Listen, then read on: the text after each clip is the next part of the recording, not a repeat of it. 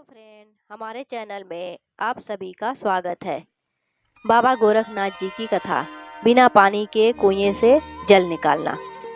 भारत भूमि योग, तप और साधना की धरती रही है। यहाँ संतों, महात्माओं और सिद्ध योगियों ने अपने तप, ज्ञान और चमत्कारों से समाज को एक नई दिशा दी है। उन्हीं में से एक महान योगी थे बाबा गोरखनाथ। वे नाथ संप्रदाय के महान सिद्ध पुरुष और गुरु मच्छिंद्रनाथ के शिष्य माने जाते हैं।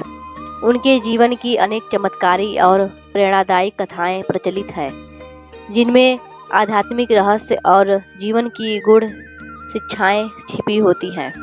ऐसे ही एक सिद्ध कथा है, बिना पानी के कुएं से जल निकालना। यह कथा केवल चमत्कार का वर्णन नहीं है, बल्कि यह मानव श्रम, श्रद्धा, संयम और गुरु शक्ति की महिमा को दर्शाती है।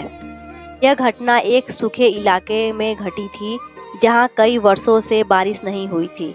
उस गांव में न तो नदियां थी और न ही कुएं थे। लोग बूंद बूंद पानी को तरस रहे थे। जानवर प्यास से मरने लगे थे और खेत सूख गए थे। लोगों का विश्वास डगमगाने लगा था। वे तरह तरह के उपाय कर चुके थे, लेकिन पानी नहीं मिला।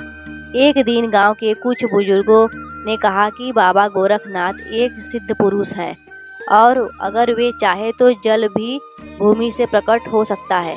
गांव वालों ने निर्णय लिया कि वे सब मिलकर बाबा गोरखनाथ को गांव में बुलाएंगे। गांव के कुछ प्रतिनिधि बाबा गोरखनाथ के पास पहुंचे और उनकी सेवा में विनती की। गुरुदेव, हमारे गांव में वर्षों से पानी नहीं है। कुएं सूख गए हैं, नदियां विलीन हो गई है। हमारी सहायता करें। बाबा गोरखनाथ जी ने करुणा से उनकी बात सुनी और कहा, जब मनुष्य केवल बाहर समाधान ढूंढता है, तब वह भीतर की शक्ति को भूल जाता है। तुम लोग अपने कर्म और श्रद्धा से जल प्राप्त कर सकते हो। मैं तुम्हारी सहायता करने आया हूँ, लेकिन यह चमत्कार नहीं, तुम्हारे श्रम और विश्वास का फल होगा। गुरुजी गांव पहुँचे और गांव के बीचों बीच एक पुराने सूखे कुएं के पास जाकर बैठ गए। उन्होंने गांव वालों को बुलाकर कहा, इस कुएं में जल है, परंतु उसे बाहर लाने के लिए केवल मेरी शक्ति नहीं, तुम्हारे विश्वास, श्रम और समर्पण की आवश्यकता है। गांव वाले चकित हो गए। उन्होंने कुएं में झांक कर देखा, वह पूरी तरह सूखा था।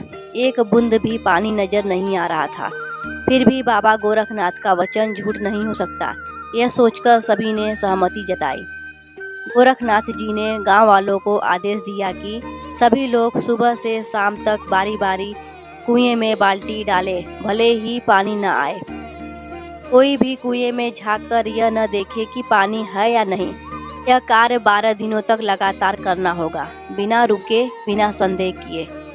कुछ गांव वालों को यह विचित्र लगा। कुछ ने हंसते हुए कहा, सूखे कुएं में बाल्टी डालकर क्या होगा। लेकिन कुछ श्रद्धालु लोग तैयार हो गए और उन्होंने यह कार्य आरंभ कर दिया। प्रत्येक दिन सुबह लोग आते, बाल्टी डालते और फिर बाहर खींच लेते। सूखी बाल्टी बार बार निकलती, लेकिन उनका विश्वास गहरता गया। गोरखनाथ जी ध्यान में लीन रहते और कुछ नहीं करते।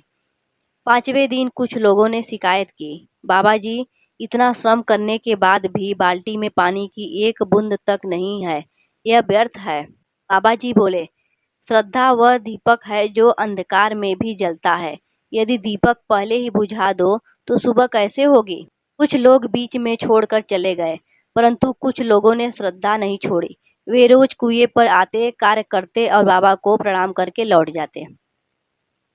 12वें दिन सुबह बाबा गोरखनाथ जी ने सभी गांववासियों को बुलाया और कहा, आज का दिन निर्णय का है। आज सच्चा फल मिलेगा। पूरे दिन सभी लोग पूर्ण समर्पण और विश्वास के साथ कार्य करें, कोई संदेह मन में ना लाएं। गांव के सभी लोग अब एकजुट होकर पहुंचे। उन्होंने पूरे दिन बिना रुके बाल्टी डालने का कार्य किया। सूरज ढलने लगा, पर अभी भी पानी नहीं आया। अतः सूर्यास्त के समय जब एक वृद्ध महिला ने बाल्टी डाली, तो जैसे ही उसने रस्सी खींची, बाल्टी भरी लगने लगी।